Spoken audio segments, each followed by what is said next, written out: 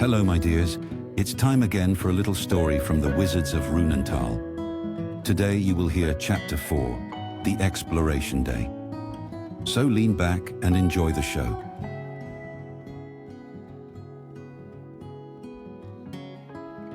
Benjamin woke from a wonderful dream, one that seemed to mix fantasy with reality. For a brief moment, he didn't know where he was. His head rested on an unfamiliar, soft pillow, and the blanket over him was so light, yet so pleasantly warm, that he could hardly describe the feeling. It smelled of fresh herbs whose names he didn't know, but that immediately gave him a sense of safety and comfort. Around him hung heavy curtains in a deep golden green, letting the light fall softly into the room. Above him stretched a canopy of bright linen, like a small dome of sky that reminded him of distant lands he had only ever known from stories. Everything was still. No piece of furniture felt familiar. Only that warm, peaceful silence. It took a while before reality caught up with him.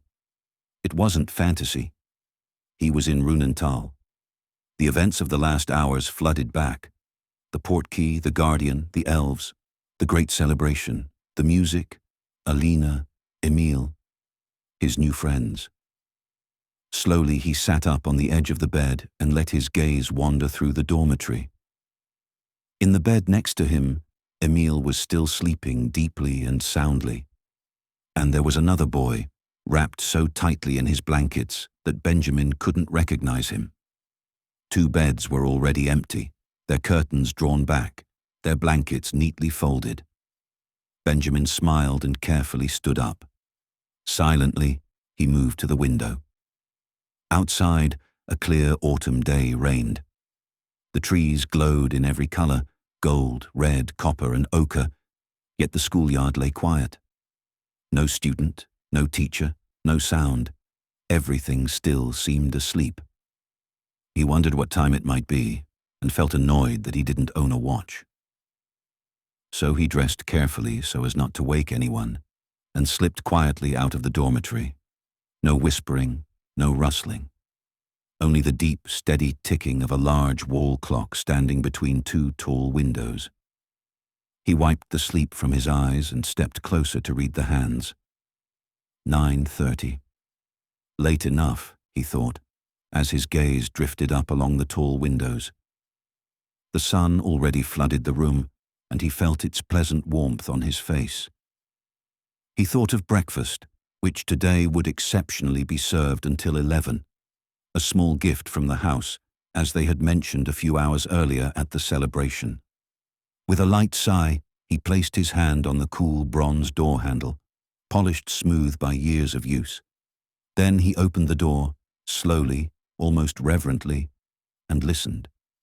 There it was, voices, the clinking of porcelain, a suppressed laugh that drifted through the corridor like a dancing note. He walked purposefully toward the sounds.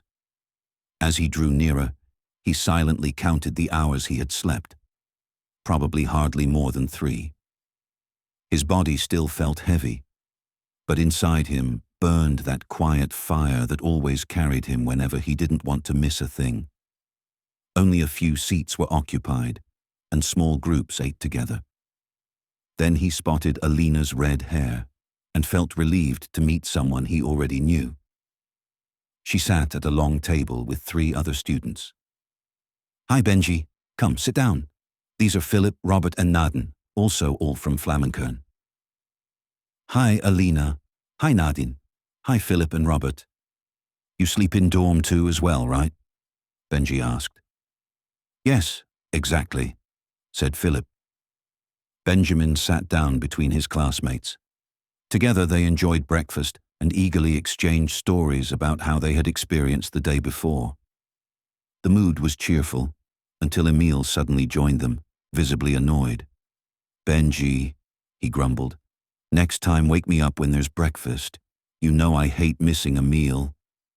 Everyone laughed, and Benji replied with a grin, "I promise you, Emil." Emil smirked and sat down with the others. After a while, they came to the topic of what they still wanted to do today, After all, it was exploration day, and they had no restrictions or rules except leaving Runental, which wasn't possible anyway. Nadin said, "Later I want to visit the owlery. I've never seen an owl in real life." "Okay," said Alina. "Let's make a list, and then we'll get going." She pulled a pen and a small notepad from her jacket and looked around the circle. "So, first point, owlery. Second, Benji, what do you want?" Benji answered, "I want to pick up my chameleon. It's supposed to be waiting for me in Professor Glansfell's greenhouse. Amalia told me in her pet shop." "Okay, we'll find it. No problem," said Alina. "Robert, and you?" asked Alina. "Philipp and I want to check out the Klatschball fields and the broom museum." "And you, Emil?" she asked last. "I heard there are some very unusual cookbooks in the library. That interests me." "And you, Alina?" asked Nadin. "Oh, I don't know. Maybe we'll just explore the castle in the afternoon and see what we find." "Sounds like a plan," said Emil as he smeared a few more slices of bread and, with a quiet, "you never know," packed them into his backpack. Then they all stood up and brought their empty dishes to the collection station, just as they had been shown yesterday. "So," said Alina, "off to the owlery. I think I know where it is. Yesterday I saw a few owls at the back tower. We have to take the outside staircase, right next to the main entrance." They walked down the long corridor to the reception hall and finally opened the great entrance gate. Now they stood in front of the castle, and Alina pointed to a tall tower on the north side. "I think we have to go there. The stairs start over there by the arch." Without hesitation, she ran ahead. The others followed, but they struggled to keep up with Alina, especially Emil, though of course he didn't let it show. The climb was exhausting. When they finally reached the top, Philipp panted, 258 steps and 24 landings. That would make the tower roughly 50 meters high." The others looked at him in surprise. "Sorry," he said, embarrassed, "but I'm a math fan." "Okay, good to know," Alina said with a grin. At the top, the children stood before a large wooden door made of dark wood. At eye level, there was a carefully carved sign. In fine, clear letters, it read, "Owl Tower. Please keep quiet. Do not scream. Do not run. Owls have very sensitive hearing. Animals may only be touched with explicit permission. Warning, magical creatures." "That sounds important," said Emil, taking a step back as Alina carefully opened the door. A warm, slightly earthy scent of fresh hay, wood, and herbs flowed toward them. The owlery was bright and friendly. Sunlight poured through tall windows and cast golden patches of light onto the clean stone floor. Along the walls stood nesting boxes and perches. In one corner were shelves with cloths, tools, and small wooden bowls. It was quiet, almost reverent. There was a stillness that felt pleasant and immediately made the children speak more softly and move more slowly. Between two perches stood a wood elf. He was about 1 meter 20 tall, with a slender, upright posture. His skin shimmered a delicate green, especially where the light touched it. His face was finely shaped, with high cheekbones and pointed ears. A long braided beard adorned his face, and with calm, alert eyes, he studied the group. He wore a moss-green shirt, a dark brown leather vest, and boots woven from bast. "Welcome to the owlery," he said in a calm, deep voice. "I am Hiob, hunter and keeper of the night birds." Benji stepped forward. "We're having an exploration day today, and we wanted to ask if we can see the owls." Hiob nodded. "Then you are in the right place. Owls are not only hunters, they are also messengers, healers, guardians. Whoever understands them begins to hear the language of the night." From the back of the room, 2 more wood elves stepped forward. They were women, delicately built, a bit smaller than Hiob, with graceful movements and green shimmering skin. One had strawberry blonde hair braided into a plait woven with dried herbs. Her freckles glowed in the sunlight. "These are Hera and Dori," said Hiob. "Healers. They care for injured or exhausted animals." "Welcome," said Dori with a slight Irish accent. "Come closer. You may watch, if you stay quiet." The children carefully approached a low table covered with soft cloths. On it lay a barn owl with pale, silky feathers. Its left wing was slightly spread while Hera carefully supported it. The owl seemed calm, but alert. Dori looked at Nadin. Her eyes narrowed slightly, as if she were reading something in the girl. Then she smiled gently. "You can feel animals, can't you?" Her voice was calm and warm. Nadin nodded, surprised but without speaking. Dori placed a hand on her shoulder. "Then help me a little. Please stroke the owl gently on the belly here, right on the tummy. That calms her." Nadin looked at the owl with awe, then leaned forward and very carefully placed her hand on the feathers. The barn owl blinked slowly, but remained completely calm. "She feels like velvet," Nadin whispered. "The flight feathers are especially soft," Hiob explained. "Owls are hunters of silence. Their feathers are serrated so they can fly through the air without a sound. No other animal flies as silently as they do." Philipp raised his hand. "How many species do you have here?" Hiob answered. "At the moment, 9. Barn owls, eagle owls, tawny owls, little owls, Tengmalm's owls, long-eared owls, 1 snowy owl, and 2 migratory birds from the south. Some stay only briefly, others belong to the valley." Emil pushed a little closer. "And what do they eat?" he asked directly. Dori smiled. "A good question. They eat meat. Mostly mice, small birds, sometimes insects or fish. We only feed injured animals. The others fly out whenever they want and hunt for themselves." Hiob added, "After a messenger run, or when they return from long flights, they get a small reward, a fresh piece of meat. No more. The owls are free. We give them what they earn, but nothing that makes them dependent."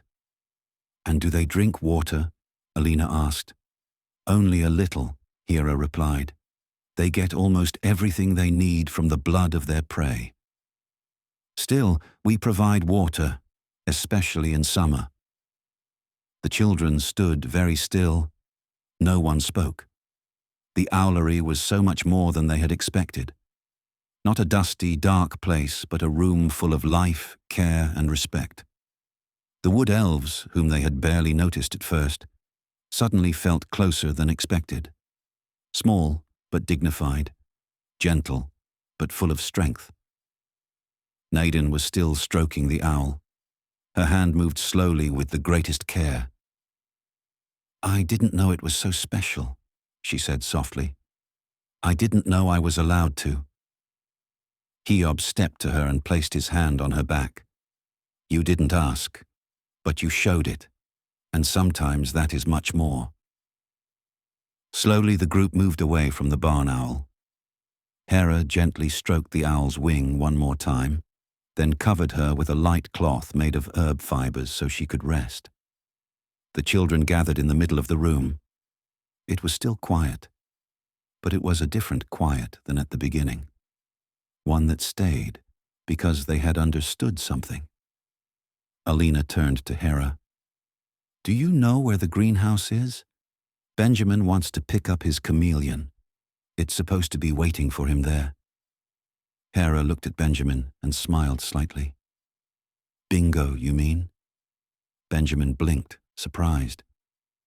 "You know him?" "Yes," said Hera. "I was the first to see him when he arrived here.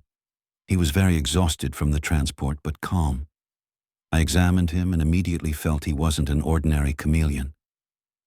Benjamin stepped closer. "What do you mean by that?" "Bingo is a magical being," Hera said calmly. "He looks like a normal animal, but his aura reveals more. He senses moods, sometimes even thoughts. And he doesn't only change the color of his body, but also the density of his skin. Sometimes he becomes almost transparent. That is a rare gift. Is that dangerous? Benjamin asked cautiously. Only if you don't take him seriously, said Hera. Bingo will build a connection with you. But he needs calm, trust, and clear thoughts. He can support you, but he can also become confused if you are. Benjamin nodded slowly. I will take good care of him. I believe you, said Hera. And if you have questions, come back any time. He belongs to you now, but he is also part of this world. Alina smiled. Then we should go to the greenhouse now. The children quietly said goodbye to the elves. Nadin gave the owl one last look. The owl blinked slowly back at her, and Nadin smiled. Then they stepped out onto the outside stairs, ready for the next step of their exploration day. We need to go down to the second plateau level. There are the greenhouse facilities, and if we then go right, there's another single plateau where the Klatschball field is. If we hurry, we can still make it before lunch. It's served until 3 p.m. today, Sabi and Sally said at breakfast. Okay then, let's go, said Emil, and started down the steps. When they reached the bottom, they went through the main gate toward the valley to the second plateau level, and there they already saw the various glass houses with all kinds of plants and growths. It should be somewhere in the middle, next to a fountain, said Alina. Should we split up? Robert asked hesitantly. Not necessary, said Benjamin. I've already seen him. Look, there's the fountain, and back there is the terrarium.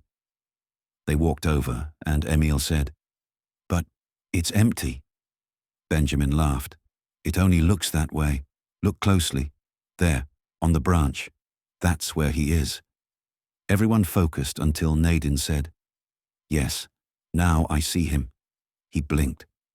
Benjamin lifted the lid, and Bingo immediately climbed onto his hand and changed to a bright, vivid green. Wow, said Emil. I wish I could do that.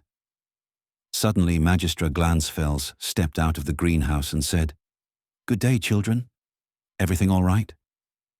Yes, Frau Magistra. We just wanted to visit Bingo, said Alina. Ah, then one of you is Benjamin Sonnenfels. Yes, that's me. And I also have something from my mother for you. He reached into his inner pocket, took out the carefully wrapped glass heart, and handed it to her. Oh, thank you, Benjamin. Marie knows what I like. Now I already have 3 uniques from her. And she carefully slipped it into her bag. Oh, just look, said Magistra Glansfels. How interesting. Bingo has been here for a week and hasn't shown himself to anyone, except once briefly to Hera, and now he's glowing right in your hand. Truly astonishing. If you want, you can take him with you now, and we will bring the terrarium to your common room. Benjamin's eyes lit up. I'm allowed to have him with me? He asked carefully. Of course you are, she answered with a smile. You must take care of him, feed him regularly, and get him used to you. And how will you do that if he isn't with you? Benjamin asked softly. And the other teachers, are they okay with it too? Don't worry, said Professor Glansfels. Amelia has already registered it. There are many animals in the common rooms, owls, cats, frogs. As long as you take care of him, it's fine. Benjamin looked down at Bingo, who pressed close to his hand. He seemed completely relaxed, as if this had always been his place. I've been thinking about it the whole time, Benjamin said quietly, more to himself than to the others. An owl, sure, it belongs in the owlery. A cat can be on its own. It knows its way around. But a reptile? I didn't know if that works. Not even Selina knew. She doesn't know anyone with a chameleon. Magistra Glansfels listened attentively and then said in a calm voice, It always works, if you're willing to take responsibility, and if the animal feels it's right with you. I think he feels it, said Nadin. Otherwise he wouldn't have climbed onto you right away. Me too, added Alina. He looks really satisfied. Good, said the Magistra. Then we'll bring the terrarium to you later. You'll need a few things. Fresh branches, climbing sticks, a heat stone. We'll discuss all of that. But now you may take him with you for the time being. Benjamin nodded seriously. I will take good care of him. He wrapped Bingo carefully in a soft cloth that lay beside the terrarium and placed him gently into a small transport basket.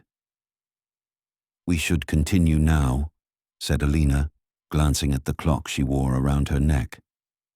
If we still want to get to the Klatschball field, we have to hurry. Lunch is only until 3 o'clock. Very good, called Emil, turning immediately toward the exit. The group left the greenhouse, now richer by one companion. Benjamin walked at the front with a proud smile, holding the basket with Bingo firmly in his hands. The path led across the second plateau level, past lush beds blooming in every color. Beyond them, a narrow trail climbed slightly uphill to a smaller, more secluded plateau where the Klatschball field lay. The sun stood high over Runental, and a light wind moved through the tall grass that spread like a green carpet on the slope. The children walked side by side. Their voices sounded bright in the air, yet their faces still carried a trace of the wonder they had felt in the owlery. When they climbed the last part of the slope, the Klatschball field came into view. It lay nestled between two gently curved hills that formed a natural wall around it. The grass was immaculate, crisscrossed by violet-golden field lines, and the dark wooden stands shimmered in the midday light. Empty, but inviting. Wow! Robert shouted excitedly. There it is, the Klatschball field. And the stands, Philipp added, already heading up to the seats. Exactly how I imagined it. They ran off, full of anticipation, even though they both knew no game was happening today. The first official matches would not be played until December, during the Rauhnächte, as the house brochure said. But that didn't matter. Today it was only about seeing the place, forming a picture, smelling the grass, and feeling the magic in the air. You can sit really well here, said Philipp as he sat on one of the front steps. Best view of the whole field. When the games start, I want to sit exactly here, Robert said, or stand down there, right at the line. The others looked around too, but stayed on the lower path. Benjamin studied the wide field with a calm gaze. Bingo had barely moved. He seemed to enjoy the gentle wind moving over the grass. The colors of the valley reflected in his scales, now shimmering in a pale golden green. No game today, said Emil, stretching, but still beautiful here. Then let's look at the broom displays next, suggested Alina. They're in the castle, on the third gallery, and hopefully closer to food, Emil threw in with a grin. I could use something. My sandwiches were quickly used up with so much energy consumption. Benjamin lifted his gaze. I'm supposed to meet Selina at 2. She wanted to eat with me.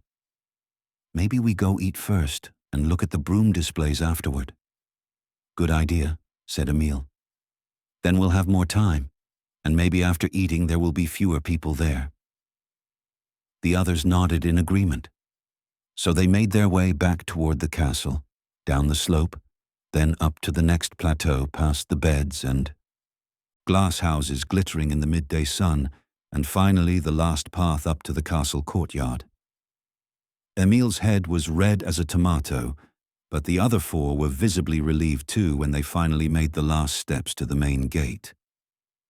Benjamin felt the pull in his legs, that pleasant, honest burn from lots of movement.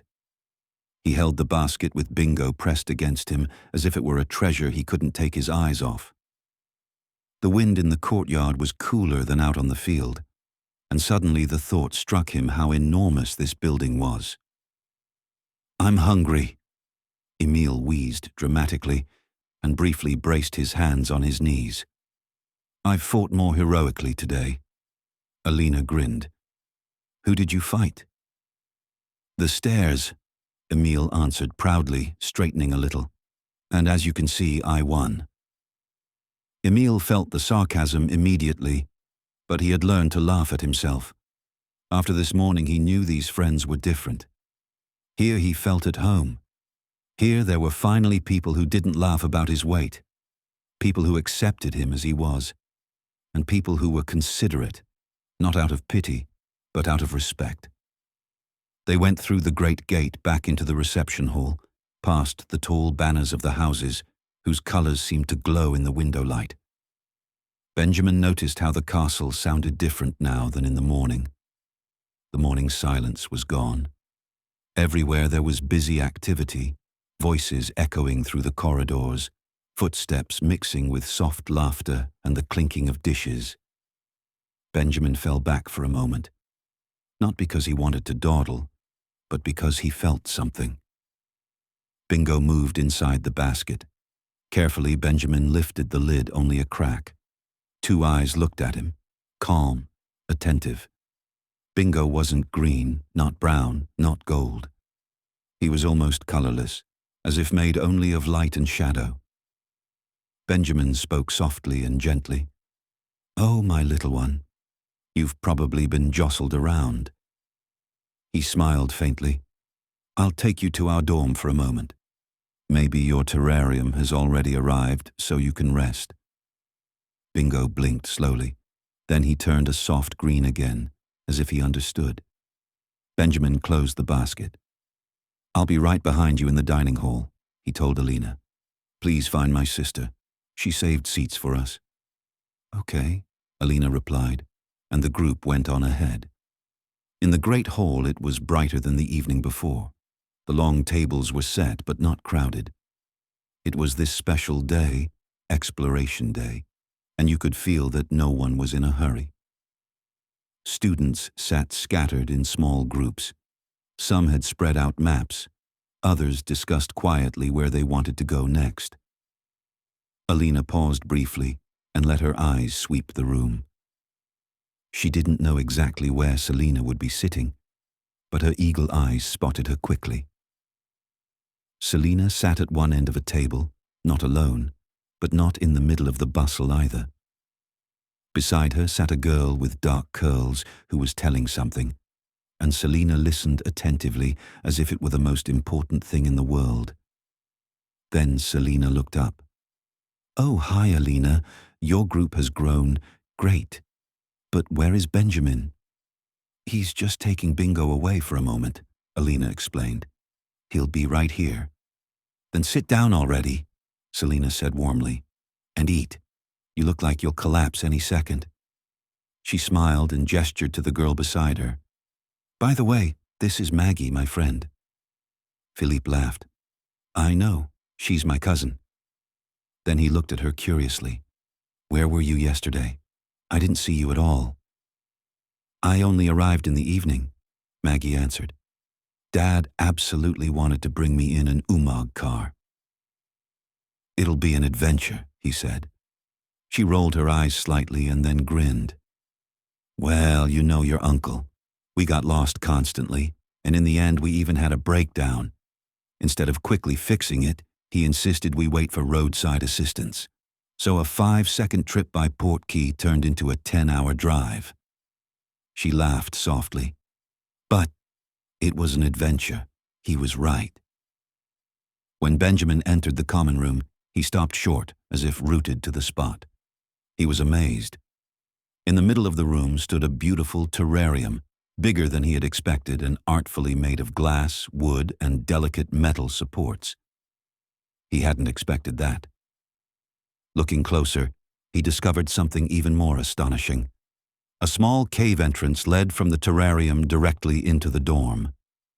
The narrow tunnel ended beside his bed in a second, smaller area, softly lined, protected, and quiet. Benjamin smiled in disbelief. "Oh, that's fantastic," he whispered. You have your sleeping place right next to my bed, and outside you have your living space."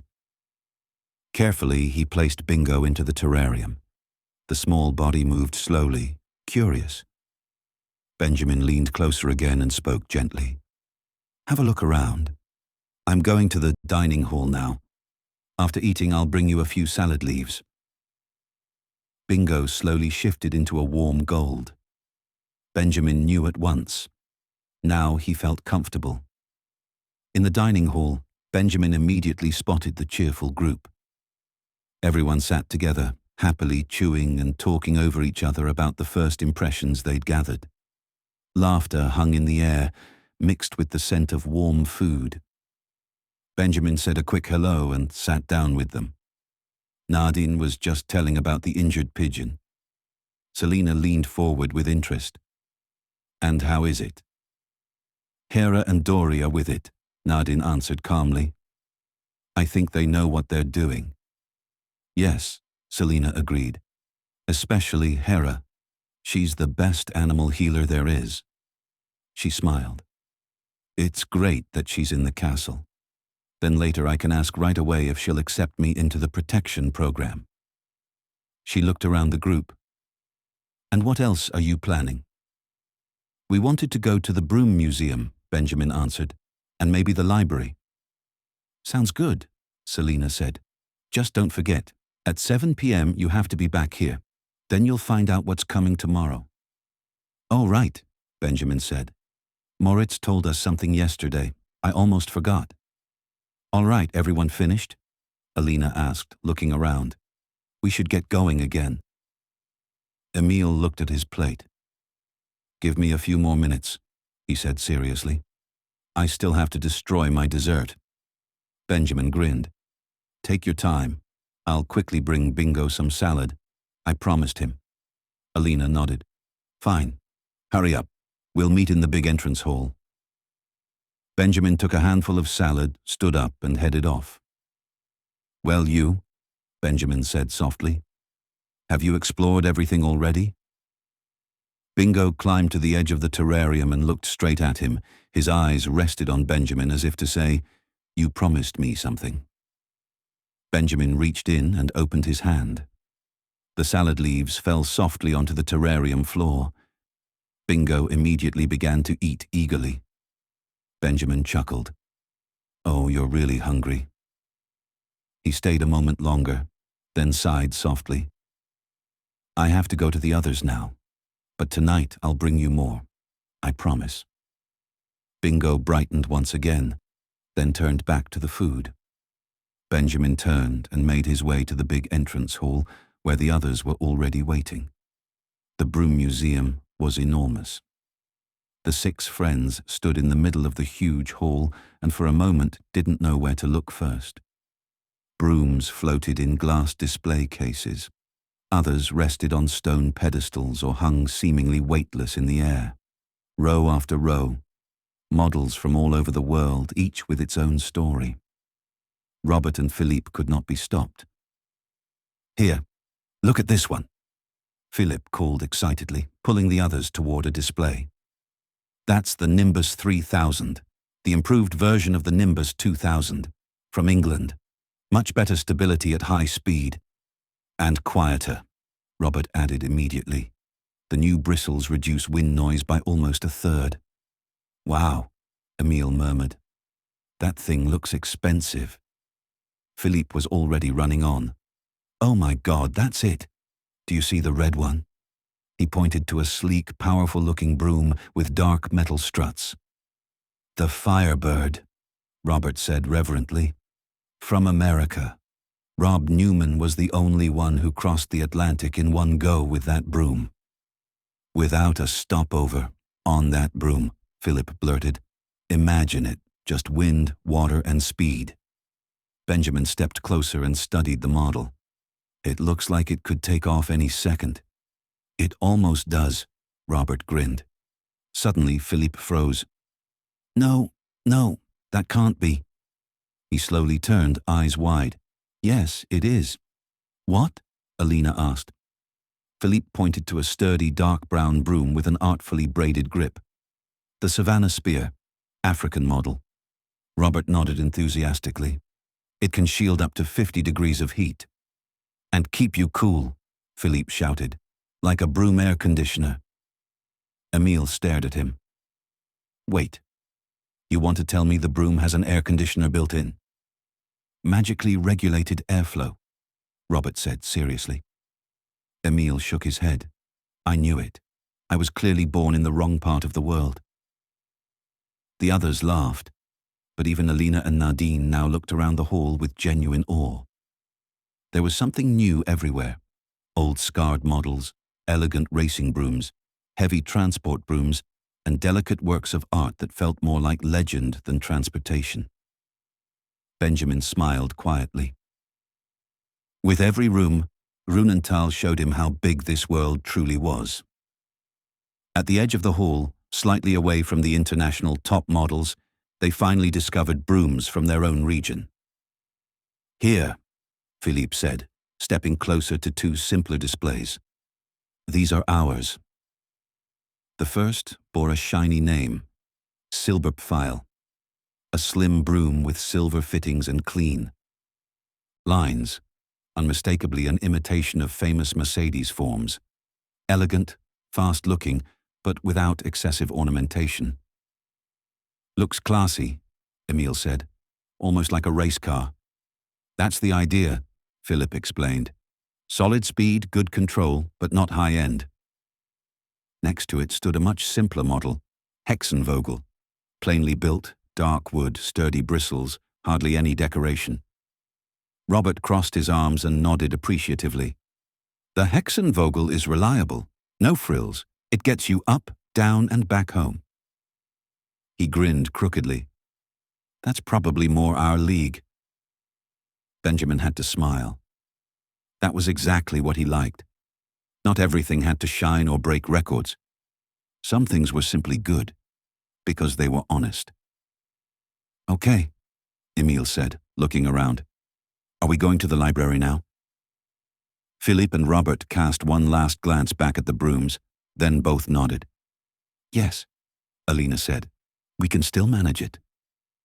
Benjamin felt that pleasant pull in his chest, that feeling that the day had already shown a lot, but hadn't revealed everything yet.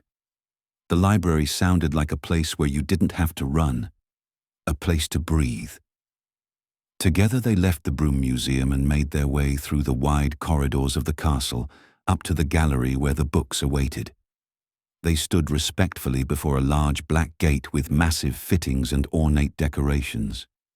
The 4 club crests were clearly inlaid into the 2 wings, solid and cleanly crafted. Between them, silver shimmering runes ran across the dark wood and immediately caught the friends' eyes. It was a powerful gate, and everyone seemed to feel it. Emil hesitantly placed his hand on the heavy handle and opened the gate. Beyond it lay a gloomy room, lit by countless candles whose flames flickered softly and made shadows dance along the high walls. The light swayed as if it were breathing, and with every step the friends' curiosity grew, mixed with a sense of respect for the knowledge preserved here. A slightly plump wood elf stepped toward them. His walk was calm, his gaze alert and friendly. "Hello," he said in a warm voice. "I am Jason Moorblatt, and I guard the knowledge in these halls. How may I serve you?" Emil stepped forward and said quietly, "I heard there's a section here with extraordinary cookbooks." Jason chuckled. "Oh yes," he said, "and I fear you'll need a few semesters to read them all." Emil was so absorbed in his cookbooks that he forgot everything around him. He turned pages slowly, read line by line, and nodded again and again. "This here," he murmured reverently. "My grandpa always fantasized about that." He looked up. Only, unfortunately, he never wrote down the quantities. Philipp leaned toward him. "What exactly?" Emil tapped the page with his finger. "A special dough, with einkorn flour, zebra milk, rare spices from the south, and supposedly even stork eggs." Robert whistled softly. "That sounds more like an adventure than a recipe." Cooking is an adventure, Emil said seriously. He kept reading. And here? Desserts made from artichoke hearts and blueberries. Unusual but refined, real gourmet cuisine. Philipp grinned. You read cookbooks like other people read treasure maps. Because they are, Emil answered, convinced. Meanwhile, Philipp and Robert asked Jason for books about Klatschball, and no sooner had they asked than several volumes flew out of the shelves and stacked themselves neatly in front of them. Alina, Nadin and Benjamin stood a little aside, where the light was weaker and the books were darker. Nadin quietly drew in a breath. It feels serious here. Jason stepped calmly to them. Dark magic, he said politely. For the first year, access here is only limited. Alina nodded thoughtfully. That's probably for the best. Emil closed his book and sighed contentedly. Good, he said. No magic. But rare, honest, and extraordinary. Exactly my thing. Then Alina looked at the time. And exactly because of that, she said calmly, we should freshen up now before we go to the dining hall. They said goodbye to Jason and left the library. The girls paused briefly. So at exactly 7 in the dining hall, Alina said firmly. Don't dawdle. Then they headed toward the girls' dorm. The boys made their way as well. Benjamin paused. I'll be right behind you, he said. I'm quickly going to ask in the kitchen if I can get some salad for Bingo. In the kitchen, Sabi gave him a small bowl with different salad leaves. Salad is good, she explained, but you also need to give Bingo insects. Grasshoppers, little crawlers. He hunts them himself. Benjamin nodded. Thanks for the tip, he said honestly. With the bowl in his hand, he headed back to the common room. When he arrived, Benjamin immediately saw that a small gathering had formed in front of the terrarium's glass walls. Some older students stood there curiously. Now that's something new, one of them said. We've had quite a few animals here, but the little one is really great. Benjamin looked in. Bingo climbed cheerfully over the branches in the terrarium, and his skin now shimmered turquoise and blue. Oh, Emil said, impressed. He's got new colors again. He grinned. Seems he's a bit vain. Benjamin laughed softly, then went into the dorm and placed the salad leaves into the smaller terrarium there. It didn't take long before Bingo crawled through the little tunnel and began to eat contentedly. Benjamin stayed for a moment to watch him. Then he went to take a shower and changed his clothes. Shortly afterward, he met the other 3 in the common room, and together they set off. The dining hall now looked completely different, as if it had put aside its everyday face and dressed up for something special. 4 long tables stretched through the room, and above each hung one of the great banners of the clubs. Candles hovered gently over the tables and bathed the hall in warm light, while quiet voices and expectant glances filled the air. Drinks and cold platters were neatly arranged, and everything felt festive and ceremonial. The hall slowly filled, and the 6 friends secured their seats. This time they were not sitting next to Selina, because the students had been divided by year, and the first year sat right at the front, directly before the lectern. At exactly 7 o'clock, Magister Glansfels stepped to the podium and raised her now familiar index finger. At once it became completely silent. Then she spoke. I wish everyone a pleasant evening, and I hope you were able to use the time and fully enjoy your exploration day. Now you will meet 4 more teachers. Each club has a trust teacher who will teach you how to handle everyday matters. If you have worries, questions, or problems, go directly to your assigned trust teacher. They will always remain neutral and contribute what is necessary to find a solution. They will accompany you through the coming years here in Runental. Magister Glansfels let her gaze pass slowly over the rows, then added, A trust teacher is neither judge nor superior. They are an anchor, someone who helps you find your own way even when it becomes difficult. The trust teacher for the club Eisquell is our esteemed Magister Pius Sterntaler. Welcome to Eisquell. A calm applause rose in the hall. Then he continued, You are not here because you are loud, not because you push yourselves to the front. You are here because you look, because you listen, because you think. The stars teach us patience. They do not hurry, and yet they never lose their path. That is exactly what I expect from a member of Eisquell: clarity of mind, purity in your decisions, and the strength to endure even when the path grows quiet. Magic is not fireworks. It is a river. Whoever understands it can guide it.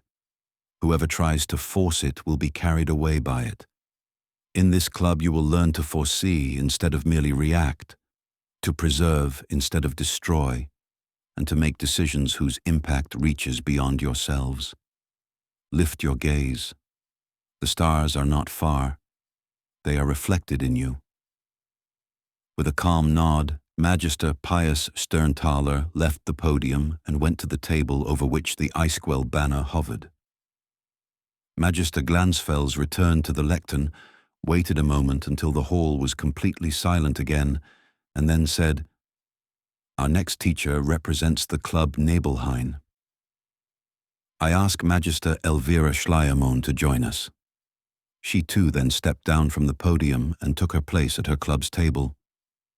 Magistra Glansfels remained at the lectern, waited until the hall had settled again, and announced the next teacher.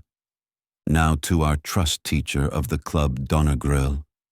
As most of you know, this is now her second year in this role. She has mastered the probation period, and we are proud to say she has exceeded our expectations by far. If she continues at this pace, next year she will already carry the title professor. As is customary, she has advanced directly from trust student to trust teacher. Please welcome Rosemary Gleichmuth.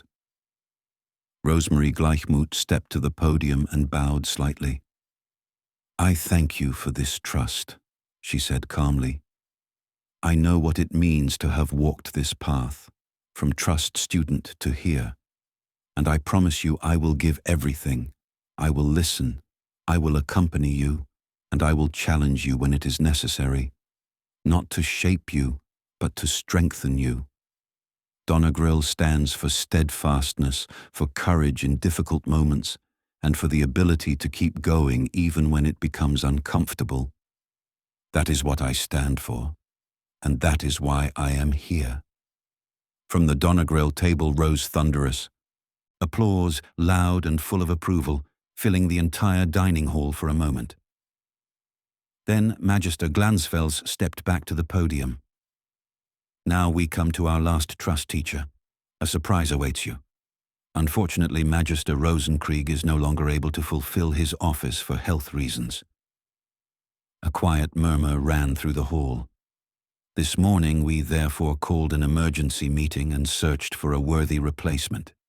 2 trust students were available, and in the end our choice fell on a young rising wizard whom we believe is equal to the task. He will first complete a probation year. After that it will be decided whether he will continue this office permanently or whether we will choose a new trust student again. Now, Magister Glansfels continued, our new trust teacher on probation is Moritz Sonnenfels. From the Flammenkern table, applause immediately rose. Benjamin, however, was as if turned to stone. Alina leaned toward him. Oh, and yesterday I was still so cheeky to him, she whispered. Moritz stepped to the podium. For a moment he seemed reverent, then he straightened, steady and determined.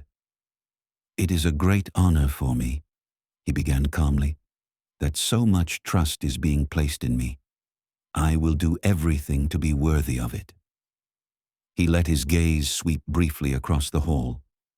Of course, next to our wonderful Magister Rosenkrieg, I will look somewhat pale at first, but he has promised me his support whenever I need advice.